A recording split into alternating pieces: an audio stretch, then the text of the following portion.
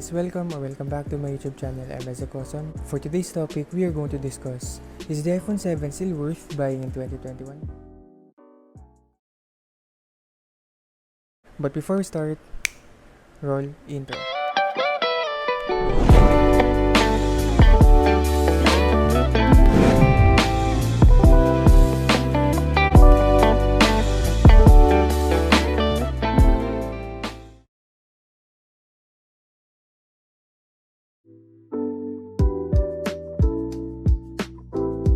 So guys, the iPhone 7 has a glass front wherein the back and the frame are from aluminum. It weighs 138 grams, which kind of feels light in my opinion. So design-wise, to be straightforward, the iPhone 7 is somewhat outdated because it was built from Apple's unconventional and traditional design. In layman's term, if you perceive the iPhone 7, you will have second thoughts whether it's an iPhone 6, 6S, 7, or an 8. In other words, Apple did not pay that much attention to this aspect, thus innovation is not seen. But yeah, despite that, don't get me wrong, the iPhone 7 is still a premium build and it doesn't look cheap in my opinion, which is a stereotype with iPhones or Apple products in general. In addition, it was the first iPhone to have an IP67 dust and water resistance up to 1 meter for 30 minutes. I apologize guys. But despite that, keep in mind, it is water resistant and not waterproof. Anyways, let us now discuss the parts.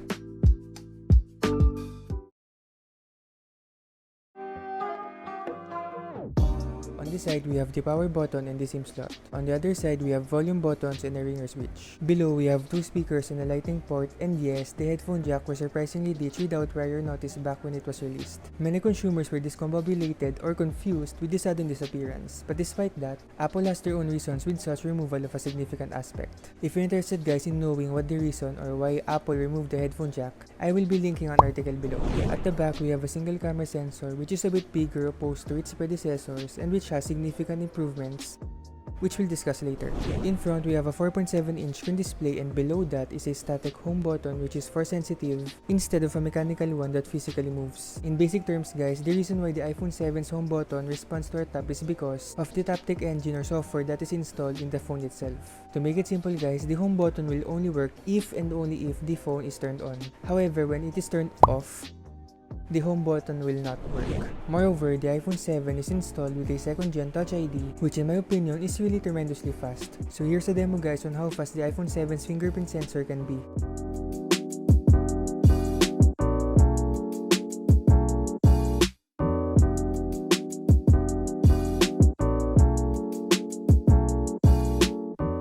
So bottom line is, the iPhone 7's design in general is classy but outdated.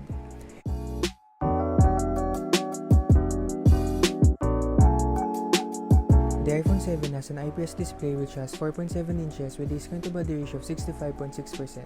It has a screen resolution of 750 by 1334 pixels with a pixel density of 326. Display resolution wise, in my opinion, is still amazing. Although it doesn't have an OLED display like what we have with the current notched iPhones, nor a 1080p display or 120Hz, but in spite of those, in my perspective, display quality in general is still crisp and vibrant. By means of the screen size standpoint, it is just a bit too small in contrast to my main phone, which is the iPhone XR. So here's a visual comparison guys. And a very huge difference in contrast to my Android phone, which is the Samsung A21s.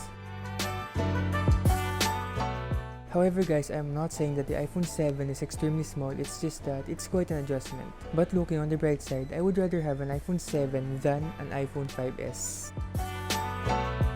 Moreover guys, when watching YouTube videos or movies, the enjoyment and excitement cannot be somehow felt if you are used to watching with bigger sized phones such as iPads, TVs, tablets, and the like. Although guys, in my opinion or in my case, it is not a deal breaker since the iPhone 7's display in general can still impress us. The iPhone 7 started from iOS 10, then upgradable to the latest software.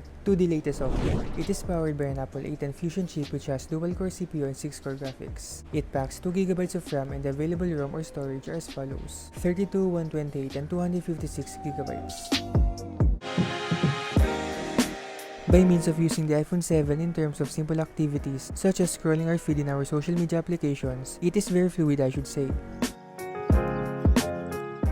Gaming-wise, it is still fine I suppose. The applications we usually play are still playable and enjoyable since the processor easily handles those since not much power is needed.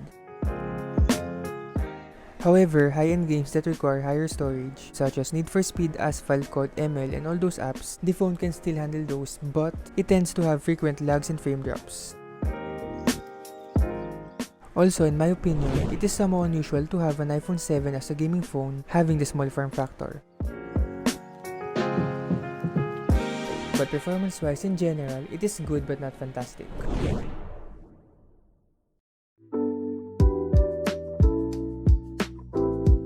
The iPhone 7 has 12 megapixels with an f-stop 1.8 aperture. It can shoot up to 4K at 30 FPS. The pictures produced by the iPhone 7 are still remarkable and fantastic in today's standards. This aspect is actually the most innovative upgrade back when it was released, having a better aperture opposed to the 6S which has f-stop 2.2, which basically means that more light can enter the sensor, which is better for low light scenarios. In addition, a lower aperture creates a nice depth of field, making the background significantly blurry. So here are some shots to see it for yourself.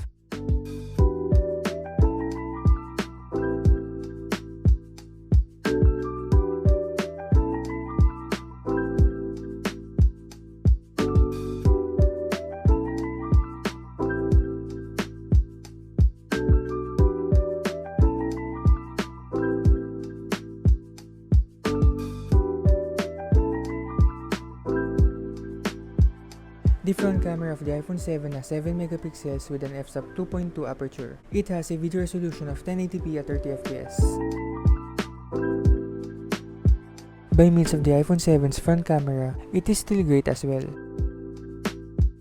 However, it is not up to par in contrast to the back camera for having the similar megapixel sensors.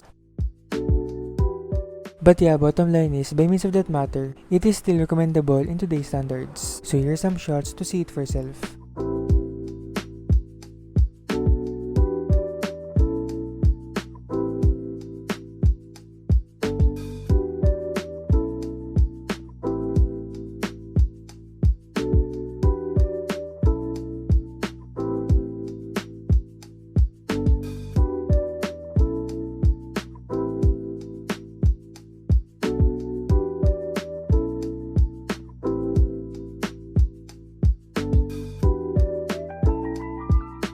The weakest aspect of this phone is the battery. The iPhone 7 has 1960 mAh.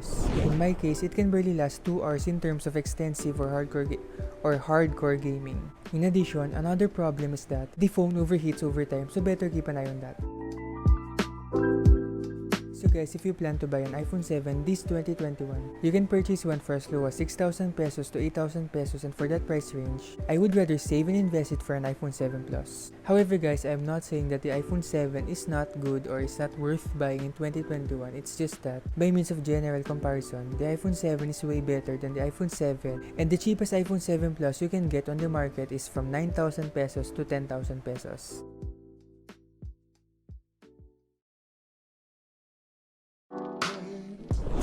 So guys, if you're an iPhone 7 user or you have used one, kindly comment below your insights about the phone. Let us communicate and socialize and have a community, and help enlighten people planning to buy iPhones. And lastly guys, let's do some shoutouts. So first shoutout goes to Artemis BG, so shoutout to you bro, God bless and stay safe.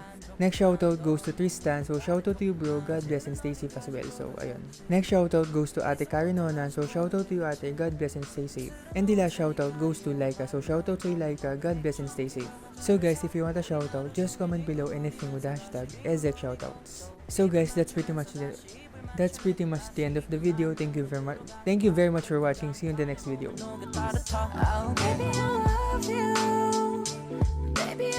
Peace.